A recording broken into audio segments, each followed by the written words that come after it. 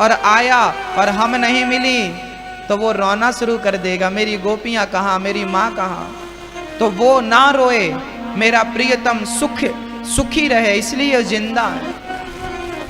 उद्धव जी आप चले जाइए और मेरी गोपियों को ज्ञान देकर आइए, समझा कर आइए। उद्धव जी बोले मैं जाता हूं। उद्धव जी बड़े ज्ञानी थे, बृहस्पति के शिष्य थे। चल पड़े। सोने का रथ भगवान ने दिया, अपना दुपट्टा भगवान ने उद्धव जी को उड़ाया, कहा जाओ मेरी गोपियों, मेरी यशोदा माँ से मिलना। चल पड़े। चले मथुरा से जब कुछ दूर, वृंदावन निकट आया, वहीं से प्रेम ने अपना अनोखा रंग दिखलाया। बिटप झुक कर ये कहते हैं इधर आओ, इधर आओ। बिटप अर्थात वृक्ष। बिटप झुक कर ये कहते हैं इधर आओ, इधर आओ। पपीहा कह रहा पी कहाँ, पी कहाँ, ये भी तो बतलाओ। मानो उद्धव जी को देख करके वृंदावन के वृक्ष झुक गए और कहने लगे उद्धव यहाँ आओ, यहाँ आओ, ये बताओ हमारा कृष्ण कहाँ है और कैसा है। उस कृष्ण के लिए वृंदावन के वृक्ष भी रो रहे थे। पपीहा पी कहाँ कहकर रो रहा था कि मेरा कृष्ण कहाँ है, ये तो बताओ। उद्धव अकेले आए हो क्या, मेरा कृष्ण साथ नहीं आया? उद्धव जी को कुछ समझ नहीं आया। उद्धव जी आगे बढ़े। चले मथुरा से जब कुछ दूर, वृंदावन निकट आया, वहीं से प्रेम ने अपना अनोखा रंग दिखलाया। उलझ कर वस्त्र में कांटे लगे उद्धव को समझाने, तुम्हारा ज्ञान पर्दा फाड़ देंगे प्रेम दीवाने। उद्धव जी रथ से उतरे और जैसे ही उतरे उनका दुपट्टा कांटों में उलझ गया और सुलझाने लगे तो दुपट्टा फट गया। मानो कांटे कह रहे थे उद्धव जी यहाँ ज्ञानी बनकर आए हो तो तुम्हारे ज्ञान का पहाड़ा हम वैसे ही फाड़ देंगे जैसे तुम्हारे दुपट्टे को हमने फाड़ दिया। यहाँ ज्ञानी बनकर आए हो, ज्ञानियों की जरूरत नहीं, यहाँ प्रेमी बनकर आओगे तो ही वृंदावन को समझ पाओगे, देख पाओगे। ज्ञानी बनकर जाओगे भगवान के सामने, क्या पाओगे? ज्ञानी बनकर जाओगे तो क्या पाओगे? प्रेमी बनकर जाओगे तो झोली भरकर आओगे। क्या पाओगे? प्रेमी बनकर आओ उद्धव, पर उद्धव ज्ञानी तो थे, प्रेम से शून्य थे, जीरो। प्रेम की एक बूंद उद्धव जी के भीतर नहीं थी।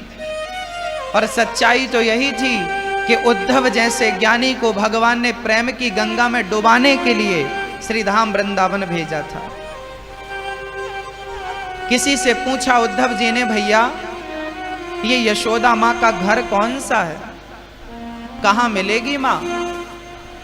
लोगों ने कहा जब से कृष्ण छोड़कर गए हैं ना, तब से माँ यशोदा के घर का पता बड़ा आसान हो गया। ये देख रहे हो जल की धार, ये जल की धार जहां से आ रही है बस वो घर ही तो यशोदा का है। बोले घर से जल की धार?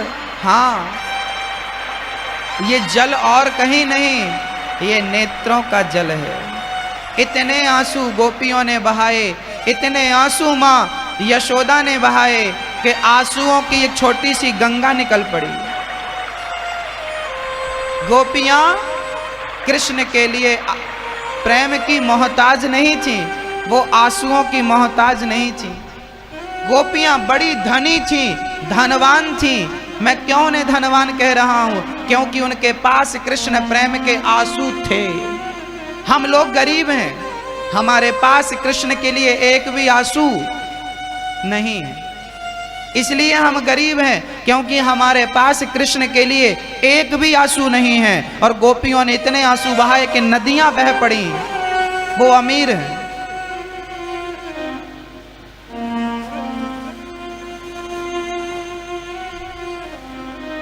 उद्धव जी यशोदा के घर पहुंच गए।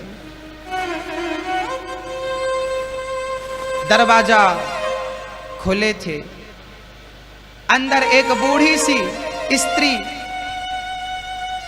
एक वस्त्र को लेती, हाथ पे उस वस्त्र को रखती और फिर कहती, लाला कब तक सोएगा, देख सुबह हो गई है, उठ जा। फिर थोड़ी देर बाद कहती, तू कब से सोया नहीं है, सोएगा कब, तू सो फिर मैं काम करूंगी। तो थाप देकर सुलाने लगती। लोरी गाती उठाने के लिए, तो लोरी गाती सुलाने के लिए। तो कभी कहती कि तू जाग रहा है ना, तू थोड़ी देर बिस्तर पर रह, पालने पर रह, मैं दही मंथन। तो खाली मटकी पे मथानी डालती और खाली मटकी पे मंथन करने लगती। उद्धव जी देख रहे थे, उद्धव को लगा ये पागल महिला कौन है। तभी आवाज लगाई, भैया क्या ये यशोदा का घर है, क्या ये कृष्ण का घर है, कन्हैया। और जैसे ही आवाज लगाई कन्हैया, और जैसे ही वो शब्द माँ यशोदा के कान में पड़े, यशोदा को लगा मेरा कृष्ण आ गया। वही दही मंथन छोड़ा और दौड़ पड़ी दरवाजे की तरफ। जाकर देखा तो उद्धव जी भी हूबहू श्री कृष्ण जैसे दिखते थे और पीतांबर भी भगवान ने अपना ही उड़ाया था। तो उद्धव जी को ही माँ यशोदा ने कृष्ण समझ लिया, हृदय से लगा लिया, मेरा कन्हैया आ गया, मेरा कन्हैया आ गया। माथे को चूम लिया, गालों को चूम लिया, गले से लगाया और नेत्रों के जल से कृष्ण के सिर को गीला कर दिया। मेरा कृष्ण आ गया, मेरा कृष्ण आ गया। कन्हैया कहाँ था तू, इतने दिन से तुझे अपनी माँ की याद नहीं आई। गले से लगा कर लिपट कर वो बातें कर रही है। थोड़ी देर बाद उद्धव जी ने कहा, माँ मैं कृष्ण नहीं हूं। तो कौन हो तुम? मैं उद्धव हूं। अच्छा तो बताओ मेरा कृष्ण कहाँ है? अच्छा वो अपनी गोपियों से मिल रहा होगा, अभी आ रहा होगा। ठीक है मैं उसके लिए मक्खन निकालती हूँ, उसे बिठालना, वो आएगा तो अपनी माँ से मिलेगा। उद्धव जी ने कहा वो आए ही नहीं। और जब वो आए ही नहीं ये बात सुना, माँ यशोदा मूर्छित होकर गिर पड़ी, जमीन में गिर पड़ी माँ यशोदा। उद्धव जी ने संभाला, माँ क्या हुआ? अंदर से नंद बाबा जी दौड़े दौड़े आए। वो भी कहीं कोने पे बैठकर कृष्ण को याद कर करके रो रहे थे। उनका भी दुपट्टा, उनकी भी दाढ़ी गीली थी, मानो अभी नहा के आए हैं। और वो स्नान नहीं, वो नेत्रों का जल था। उद्धव जी बोले, बाबा यशोदा माँ को क्या हो गया? उद्धव जी से नंद बाबा कहने लगे, उद्धव क्या बताऊं कि क्या हो गया?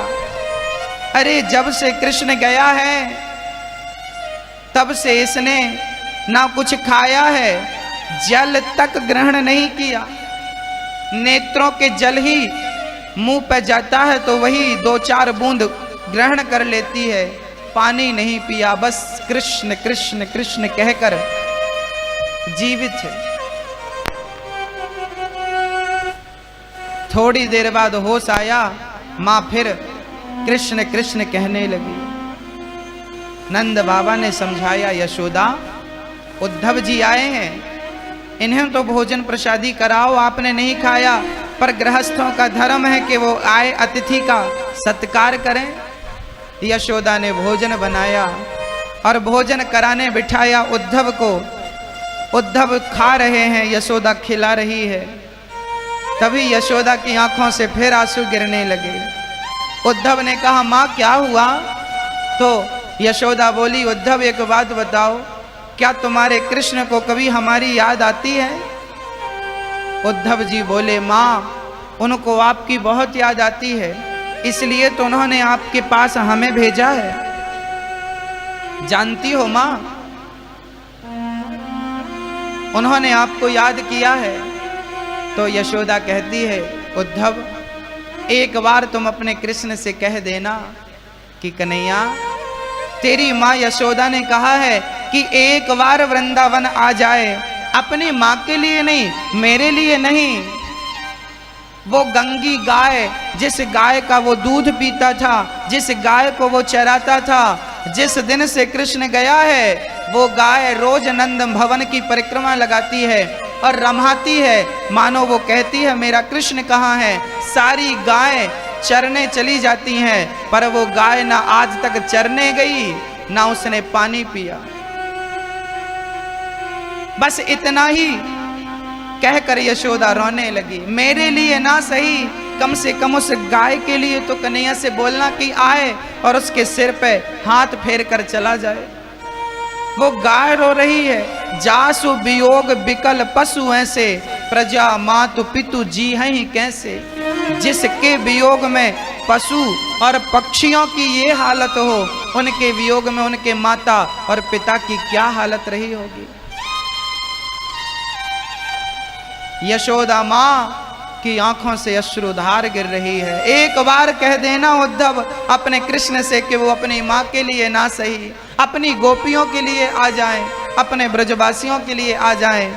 मेरे से अपराध हो गया है उद्धव, मैंने कन्हैया को बांध दिया था उखल से, इसलिए लगता है छोड़कर चला गया है। एक बार अपने कृष्ण से कह देना उद्धव कि अब की बार जितना मक्खन खाना हो मैं खिलाऊंगी, कभी डांटूंगी नहीं, कभी मना नहीं करूंगी, मैं कान पकड़ करके क्षमा चाहती हूँ। एक बार कृष्ण से कह देना कि उद्धव अपनी माँ को तो कम से कम क्षमा कर दे। यदि मैंने अपराध किया है तो अपराध का जो दंड देना चाहे दंड मैं स्वीकार करूंगी, पर मुझे छोड़कर तो ना जाए। उद्धव जी की आंखों में आंसू। यशोदा शिकायत कर रही हैं, क्यों छोड़कर चले गए, क्या गुनाह किया था हमने, कहाँ कमी रह गई। बस कृष्ण कृष्ण कहकर रोती जाती हैं। बात करते करते रात गुजर गई, सुबह हुई, उद्धव जी चल पड़े। उद्धव जी चल पड़े गोपियों के समक्ष। गोपियां एक पेड़ के नीचे बैठ जाती थीं और उनका घर का काम पूरा करके बच्चों को खिला पिला करके वो बैठ जाती थी और बैठ करके कृष्ण की चर्चा करती थी। उनका कोई काम नहीं था। जब भी बोलती थी तो गोपियां कृष्ण के बारे में बोलती थी। जब भी कुछ शब्द होते थे तो कृष्ण के लिए शब्द होते थे। उद्धव जी पहुंच गए गोपियों के पास। गोपियां राधा रानी दीवार में भगवान श्री कृष्ण का चित्र बना रही थी। हाथ बड़े सुंदर थे, हाथ में बंसी थी, बाल बड़े घुंघराले थे, आंख बड़ी सुंदर थी, मोर का पंख मुकुट पर शोभा पा रहा था। कन्हैया के पांव बस नहीं बनाए राधा रानी ने। उद्धव जी ने कहा, अरे देवियों ये चित्र किसका है? सखियों ने कहा, ये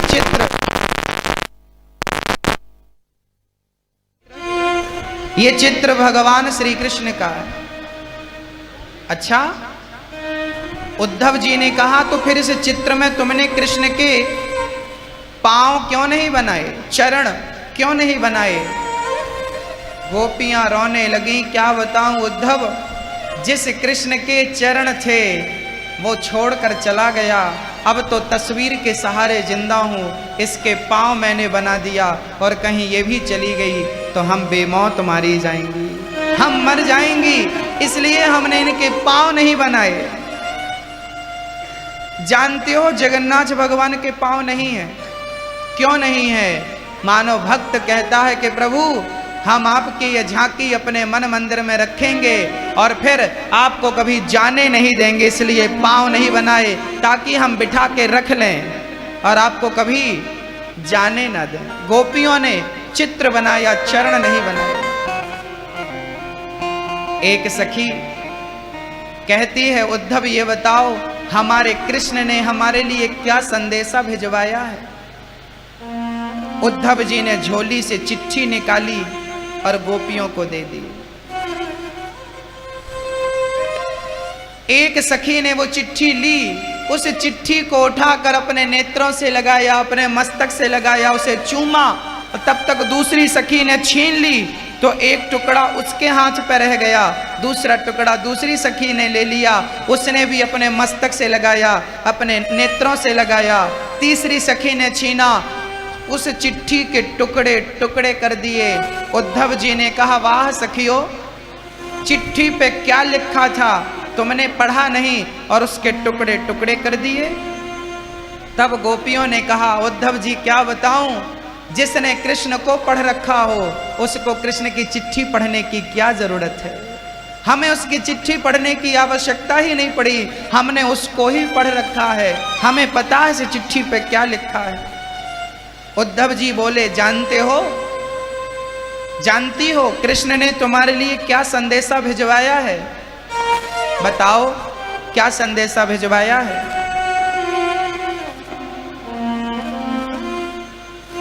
उद्धव जी बोले, कन्हैया ने कहा है कि गोपियों से कह देना कि वो हमें भूल जाएं, वो हमें भूल जाएं।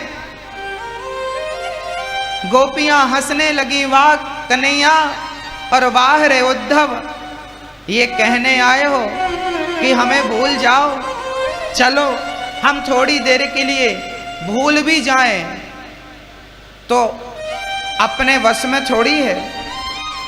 जब हम आंख बंद करती हैं, हे ब्रह्मा जी आओ, और कृष्ण हमारे दिल में ऐसा बैठा है कि काम करती हैं तो वो याद आता है। पानी भरने यमुना जाती हैं तो वो दिखता है यमुना में स्नान करता हुआ। दही मंथन करती हैं तो ऐसा लगता है कि कृष्ण हमारा मक्खन खा रहा है, मटकी तोड़ रहा है। ब्रह्मा जी से प्रार्थना करती हूँ कि ब्रह्मा जी, इस कृष्ण ने तो हमारा काम काज करना भी परेशान कर रखा है, हर जगह आता है और वही वही दिखता है। एक सखी बोली, एक दिन मैं दही मंथन कर रही थी तो आकर खड़ा हो गया, कहने लगा हमें खिलाओगी नहीं? तो मैंने कहा खिलाती हूँ। तो मैंने गोद पर बिठाया और मैं मक्खन खिलाने लगी, और खिलाने लगी। थोड़ी देर बाद मेरी सास आई और सास ने कहा, क्यों पागल हो गई है, पूरा मक्खन जमीन में डाल दिया। मेरा ध्यान हटा तो मैंने देखा कि पूरा मक्खन जमीन में था और मुझे लग रहा था कि मैं कृष्ण को खिला रही हूँ।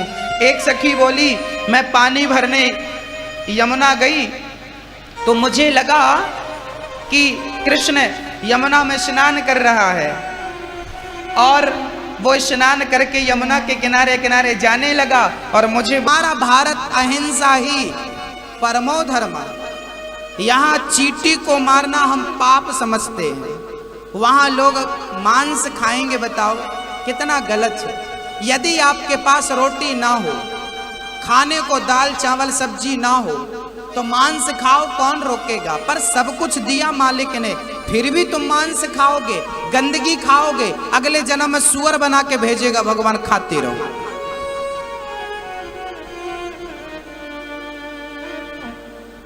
हाँ? मांस भक्षण हमारे लिए नहीं है। मांस शेर खा सकता, उसे पाप नहीं लगेगा क्योंकि वो मांसाहारी है।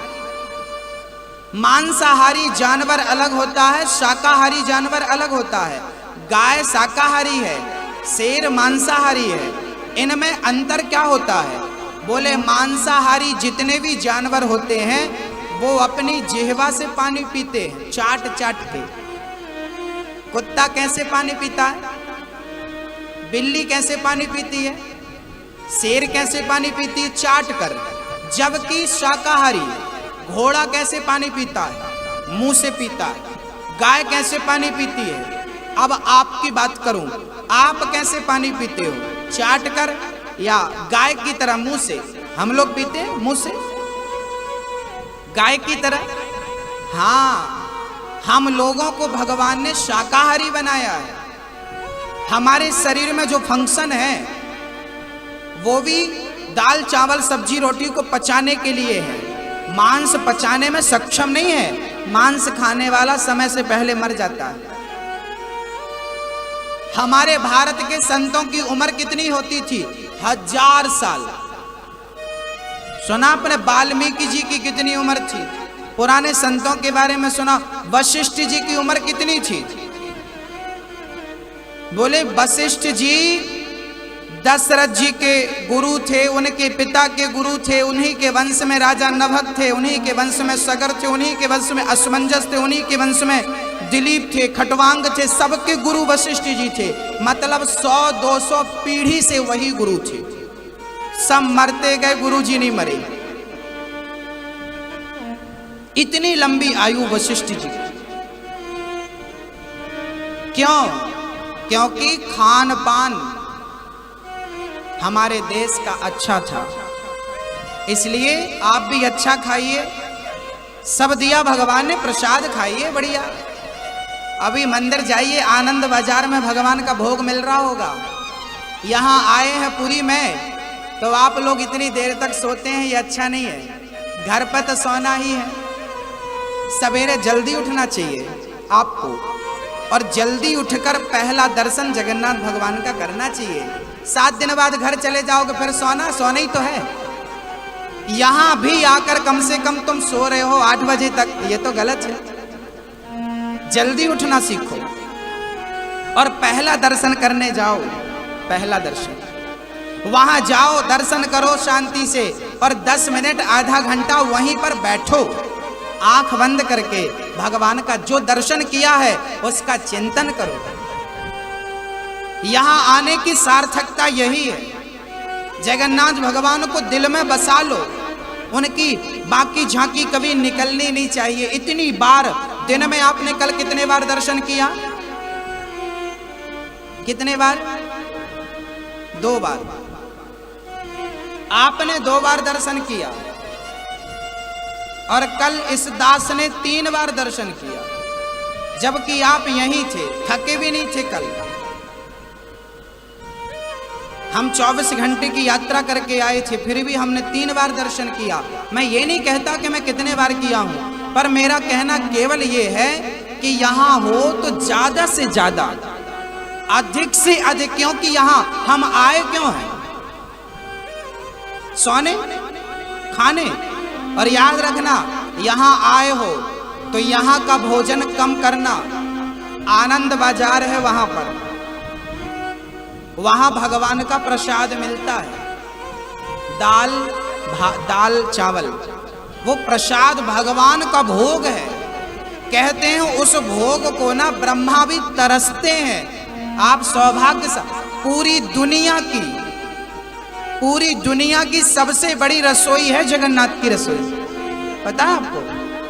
लाखों लोग रोज भोजन करते हैं। जगन्नाथ भगवान का एक दिन का खर्चा कितना पता है? 70 लाख रुपए एक दिन का। 5 लाख के तो केवल मिट्टी के घड़े होते हैं रोज के। 5 लाख रुपए के केवल बर्तन होते हैं भगवान के। और रोज कौन सा बर्तन? आज का बर्तन आज ही रहेगा, कल फूट जाएगा। मिट्टी का भगवान का पूरा भोजन, दाल चावल, जो भी व्यंजन होता सब किस में बनता है? मिट्टी के पात्र में। यहां के 365 कुम्हार हैं। हर दिन एक कुम्हार का नंबर आता है। एक दिन में 5 लाख रुपए कमाता है वो। फिर उसका नंबर आएगा 1 साल बाद। 365 कुम्हार हैं हर दिन के। एक दिन कमा लिया, साल भर जगन्नाथ भगवान देता। ठाकुर जी की रसोई बड़ी रसोई है। तो आप ना थोड़ा सा यहां खाओ, और बाकी वहां आनंद बाजार है, वहां बैठकर खाने का मजा है। एक बार क्या हुआ, ये जगन्नाथपुरी एक ऐसा धाम है जहां एक पत्तल पर कुत्ता खाए, उसी पत्तल पर आप खा लो, कोई दोष नहीं होता। उसी पत्तल पर चांडाल खाए, उसी पत्तल पर ब्राह्मण खाए, कोई दोष नहीं होता। एक बार क्या हुआ था, एक बार यहां पर एक पत्तल पर आप जैसे भगत ने खाया और फेंक दिया, उसमें कुछ दाल चावल रह गया, तो कुत्ता आया चाटने लगा। उसी पत्तल पर ब्रह्मा जी आए। ये यहाँ का इतिहास है, यहाँ की सच घटनाएं, पुराणों की घटनाएं हैं। ब्रह्मा जी आए और उसी पत्तल को खाने लगे, चावल चाटने लगे। तो एकादशी हंसने लगी, एकादशी हंसने लगी, वाह इतना बड़ा ब्रह्मा पत्तल जूठन कुत्ते के साथ खा रहा है। एकादशी हंसी तो जगन्नाथ भगवान आ गए। एकादशी क्या कर रही हो? ये यहाँ जगन्नाथ, ये जगत का नाथ, उसका घर है। यहां पर ऊंच नीच कोई नहीं होता। और तुम हंस रही हो, उल्टा लटका दिया भगवान ने। आज भी मंदिर के किनारे आपने देखा उल्टा लटकी एकादशी। ये जगन्नाथपुरी ही एक ऐसा धाम है जहां एकादशी के दिन भी भगवान को भात का भोग लगता है। घर पे भात खाओगे पाप लगेगा, पर जगन्नाथपुरी में एकादशी के दिन भी भात खाओगे तो पुण्य ही प्राप्त होता है, यहाँ पाप नहीं लगता। एकादशी उल्टी लटकी। अर्थात कहते हैं जगन्नाथ के भात को जगत पसारे हाथ। तो यहां आए हो तो यहां के बासमती मत खाओ, वहां का प्रसाद खाओ। एक दिन नहीं, 7 दिन खाओ तो क्या नुकसान है। इसका अर्थ ये नहीं कि यहां ना खाओ, खाओ पर प्रसाद रोज लो। और प्रसाद जितना लो थोड़ा ही लो। 10 रुपए का लो, 20 रुपए का लो, 50 रुपए का, थोड़ा थोड़ा लो, खाओ पूरा। प्रसाद ना फेंका जाए। यहां भी आप इतना ही खाओ, क्योंकि यहां भी जो आप खाते हो ये भी जगन्नाथ भगवान का प्रसाद है। और प्रसाद का फुल फॉर्म क्या होता है? प्रसाद। प्रा मतलब प्रभु के, सा मतलब साक्षात, दा मतलब दर्शन। प्रभु के साक्षात दर्शन का नाम प्रसाद होता है। तो आनंद बाजार में वहां बैठकर ठाकुर जी का प्रसाद लो और प्रेम पूर्वक। यहां पर कोई जात नहीं है, कोई पात नहीं है, कोई ऊंच नहीं है, कोई नीच नहीं है। सब जगन्नाथ भगवान के। जगन्नाथ प्रांगण के अंदर जो चावल का दाना पड़ा है, वो दाना किसी के पांव के नीचे भी आ रहा हो तो आप उसे उठाकर खा लीजिए, क्योंकि वो प्रसाद है। यहां की महिमा आपको पता नहीं, मुझे आप कितना जानते हो, पर मैं ये जानता हूं कि यहां आज के 100 साल पहले चैतन्य महाप्रभु आए थे। हाँ, 100 साल से भी ज्यादा पुरानी घटना है। चैतन्य महाप्रभु आए थे और उन्होंने भगवान का दर्शन किया था। तो इतना प्रेम था भगवान के प्रति कि वो जहां ज्योति जलती है, गरुड़ स्तंभ देखा कि नहीं? गरुड़ स्तंभ के पीछे जो गेट है, उस गेट पर खड़े होकर चैतन्य महाप्रभु ने भगवान को ऐसे देखा था। तो इतना प्रेम जागा, इतना प्रेम जागा कि जिस पत्थर पर उनकी उंगलियां थी वो पत्थर पिघल गए और उनकी उंगलियां धंस गईं। जिस पत्थर पर खड़े थे वो पिघल गया। आज भी उनकी उंगलियों के निशान हैं। आपने देखा कि नहीं? नहीं देखना, हाँ देखना। यहां आए हो सब कुछ देख के जाना। मैं आपको ले चलूंगा एक दिन दिखाने के लिए, सब चीजें दिखाऊंगा। यहां की रसोई देखना, वो उंगलियों के निशान। आज भी जो जानकार भक्त है ना, ऐसी उंगलियों से ऐसे करके दर्शन करते हैं, ऐसे। क्योंकि चैतन्य महाप्रभु ने ऐसे दर्शन किया। चैतन्य महाप्रभु यहां पर 20 साल रहे, 18 से 20 वर्ष यहां पर रहे हैं। और आखिरी साल पर जगन्नाथ भगवान की यात्रा निकल रही थी, आषाढ़ी यात्रा भी निकल गई। यात्रा निकल रही थी तो चैतन्य महाप्रभु कीर्तन करते थे। कौन सा करते थे? हरे राम राम राम हरे हरे, हरे कृष्णा कृष्णा कृष्णा हरे हरे। कीर्तन करते जा रहे थे और इतना प्रेम जागा, इतना प्रेम जागा कि चैतन्य महाप्रभु पूरे के पूरे आखिरी 20वें साल में भगवान जगन्नाथ के मुख में समा गए। मीराबाई द्वारिकाधीश के मुंह पर समाई और चैतन्य महाप्रभु जगन्नाथ भगवान के मुख में सबके सामने समा गए। ये कोई इतिहास की बातें नहीं है, ये आंखों देखी बातें, अभी की बातें। आज भी उनके निशान हैं। तो जगन्नाथ भगवान कौन है पता है? ये प्रत्यक्ष भगवान है। ये मूर्ति नहीं है कि आपने मूर्ति का दर्शन किया ना, भगवान 4 धाम हैं हमारे, बद्रीनाथ, रामेश्वरम, द्वारिका और जगन्नाथ। ये 4 धाम हैं। बद्रीनाथ में भगवान ध्यान लगाते हैं, नाश्ता करते हैं।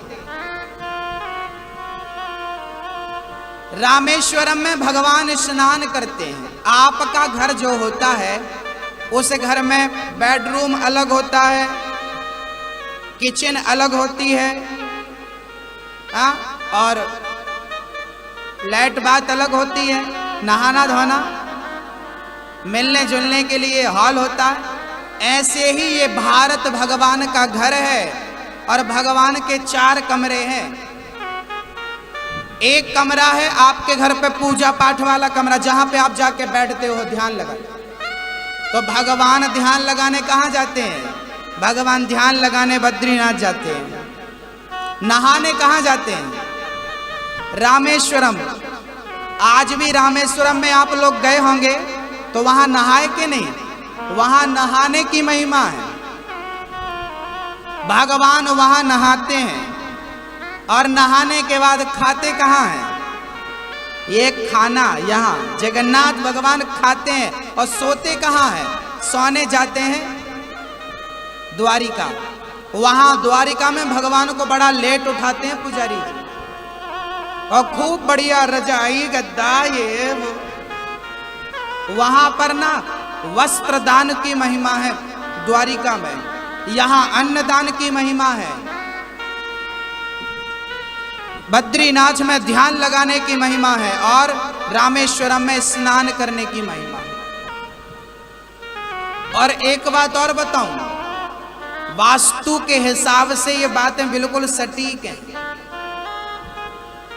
वास्तु का आपको नॉलेज हो तो आपको बताऊं, भगवान का मंदिर किस दिशा में होना चाहिए? ईशान कोण में। तो ईशान क्या है? भगवान जहां ध्यान लगाते हैं बद्रीनाथ, ईशान है। रसोई कहां होनी चाहिए? आग्नेय कोण में। ये आग्नेय कोण पर बैठे हो आप, मैप खोल के देख लो। भारत का ये आग्नेय कोण है और आग्नेय कोण में पुरी, जगन्नाथपुरी आग्नेय कोण में है, पूरब दिशा में। और जो भगवान की रसोई है वो बिल्कुल आग्नेय कोण में। और भगवान की रसोई बनती है ना, तो सूर्य भगवान की किरण उनके भोजन पे नहीं पड़ती। यदि पड़ जाए तो फिर वो भोग भगवान को नहीं लगता, क्योंकि सूर्य ने देख लिया मतलब सूर्य को भोग लग गया। फिर वो जगन्नाथ जी को जगन्नाथ भगवान 6 बार भोजन करते हैं। कितने बार खाते हैं? 6 बार खाते हैं। सबसे पहला भोग खिचड़ी का होता है, कर्माबाई की खिचड़ी। ये कर्माबाई कौन है मैं कल परसों सुनाऊंगा।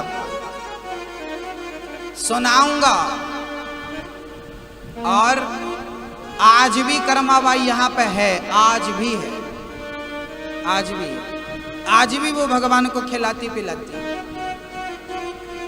ये जगन्नाथपुरी जो है ना, ये आपकी इन आंखों से नजर नहीं आएगी। इनके लिए प्रेम भक्ति जब तक जागेगा नहीं तब तक आप यहां कुछ देख नहीं पाओगे। यहां मौज मस्ती नहीं है, यहां शांति है, दर्शन है। जगन्नाथ भगवान की अनंत महिमाएं हैं, अनंत। जगन्नाथ भगवान का शमशान भी है, देखा कि नहीं आपने? जगन्नाथ भगवान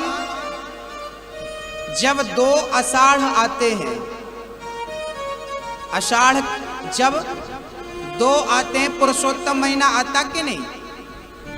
हर 15 साल में या 18 साल में या 25 साल में जब 2 आषाढ़ आते हैं, तब जगन्नाथ भगवान का ये विग्रह शमशान में गाड़ दिया जाता है और दूसरे जगन्नाथ भगवान बनते हैं। और इनका हृदय परिवर्तन किया जाता है। आपको ये विधि पता है कि नहीं? जानकारी नहीं है? मैं आपको बता देता हूं। अभी 2015 में जगन्नाथ भगवान का हृदय परिवर्तन हुआ। अब जब 2 आषाढ़ आएंगे, लगभग 2024 के लगभग है, और आगे देखना पड़ेगा कैलेंडर पंचांग।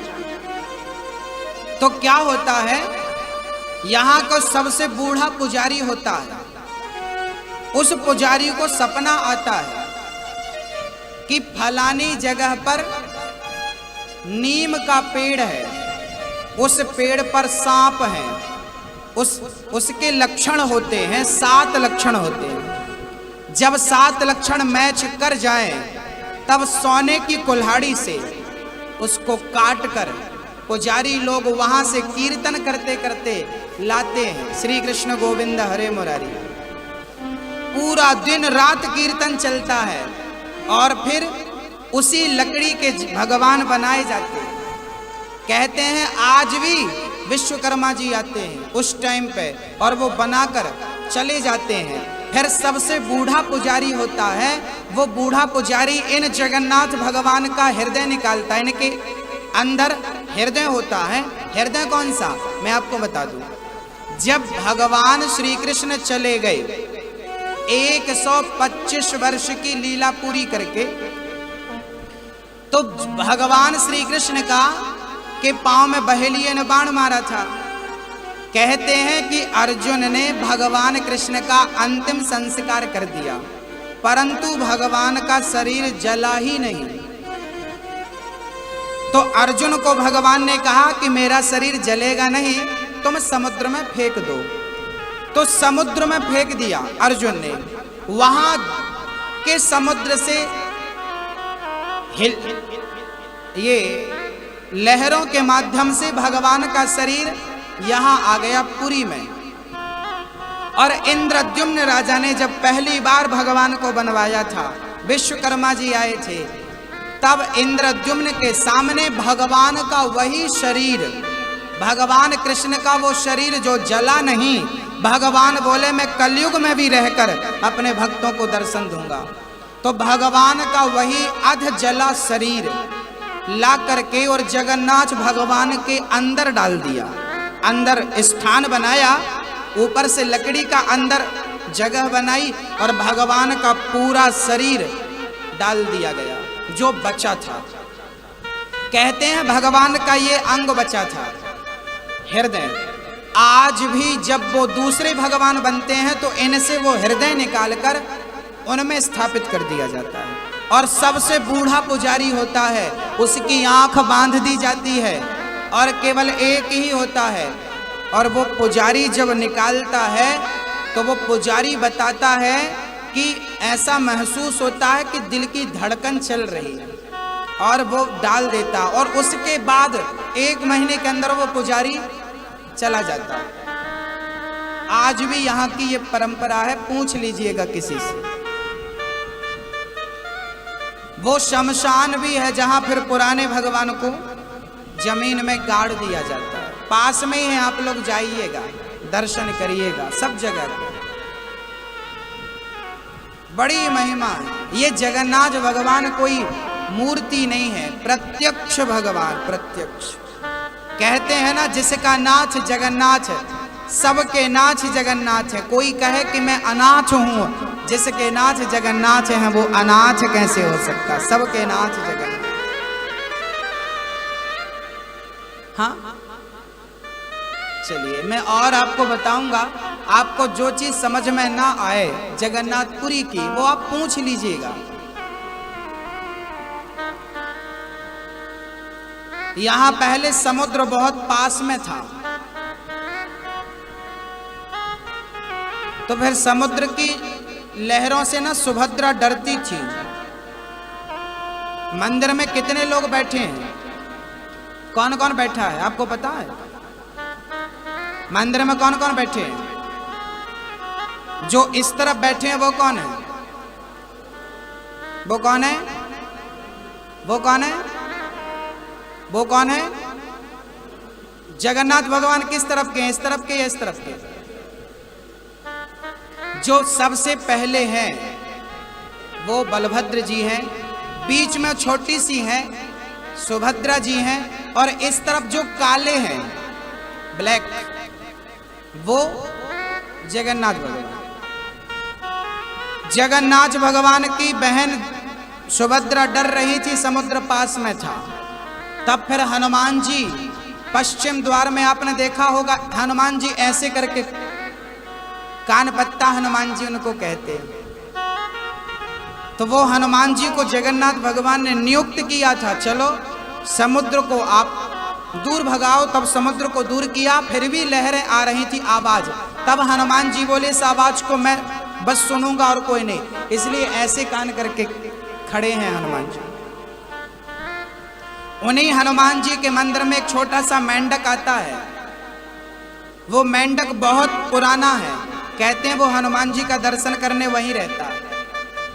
अमावस पूर्णिमा को दिखता है, कई साल पुराना मेंढक वो वहीं रहता है। हनुमान जी का दर्शन, मतलब यहाँ के पेड़ पौधे पशु पक्षी भी, आप ये मत समझना ये पेड़ है, ये पौधा, ये पशु, ये पंडा है, ये यहाँ कोई नहीं है। यहाँ सब जगन्नाथ भगवान का परिकर है, भक्त हैं, किसी न किसी रूप में भक्त ही यहाँ उपस्थित है। यहाँ बहुत पुण्य किया होगा यहाँ के लोगों ने, तब यहाँ जन्म लिया। यहाँ के लोग बड़े आपको लगते होंगे कि बड़ा दुष्ट है, खराब है, ऐसा है वैसा है ना, वो हमें लग रहा है, पर बिना पुण्य से यहाँ जन्म नहीं होता। इसलिए यहाँ का पत्थर भी जगन्नाथ है, यहाँ स्त्री पर जगन्नाथ है, यहाँ का पुरुष जगन्नाथ है, यहाँ जो दिख रहा है सब जगन्नाथ। बड़ी अद्भुत महिमा। राजा परीक्षित ने कलयुग को 4 स्थान दिए। कलयुग बोला महाराज मुझे कोई और स्थान दो, तब सोना दे दिया। जो मेहनत का धन है उस पर कृष्ण, जो पाप का धन है उस पर कलयुग बैठेगा। राजा परीक्षित को श्राप लगा है 7 दिन में मरने का। शमीक जी के गले पे मरा हुआ सर्प डाला, श्रृंगी जी ने श्राप दे दिया। राजा परीक्षित को पता चला मुझे 7वें दिन मरना है, घर से निकलकर गंगा के तट पर चले गए। पता चले कि मरना है तो घर परिवार छोड़ देना मरने के पहले। घर पे तो मरने ही मत, मैं आप लोगों से कह रहा हूं, आप लोग ना मरने के टाइम घर छोड़ देना पहले, घर पे मत मरना। अब आपको पता कैसे चलेगा? अरे बुढ़ापा आ गया, पता चल रहा है, अब जबरदस्ती घर पे पड़े हो। बुढ़ापा आ गया, पता चल रहा है कि मरने वाले हो, अब घर पे पड़े हो। बताओ, मतलब घर से निकल जाओ। मरना भला है दूर का, जहां ना अपना कोय, पशु पक्षी भोजन करें, कोट यज्ञ फल होए। घर पे मरने से कोई फायदा नहीं, घर वाले मरने नहीं देते। जब आप मरने के लिए पड़ोगे ना तो घर वाले आएंगे, हिलाएंगे, भैया पहचानो, भैया पहचानो, पहचानो। कोई हाथ पकड़ के, कोई पांव। एक बार एक सज्जन मर रहे थे, लोगों ने भीड़ लगा ली और बैलेंस बिगड़ा, सारे लोग उसके ऊपर गिर गए, निपट गए। घंटे 2 घंटे जिंदा रहता, गिर गए, ऊपर मर गया।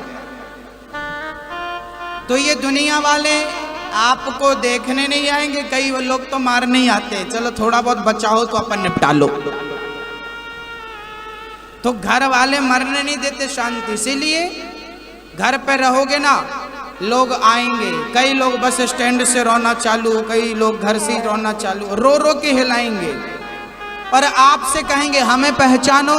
कोई ये नहीं कहेगा कि बुढ़ापा अब मर रहे हो अब राम को पहचान लो, कोई राम नहीं दिलाएंगे, सब कहेंगे हमें पहचानो। और आपका क्या, आप दुनिया वालों को देखते देखते मर गए तो क्या होगा? ये दुनिया वालों का कुछ नहीं बिगड़ेगा, ये तो 13 दिन बाद आपके नाम के रसगुल्ले खाएंगे।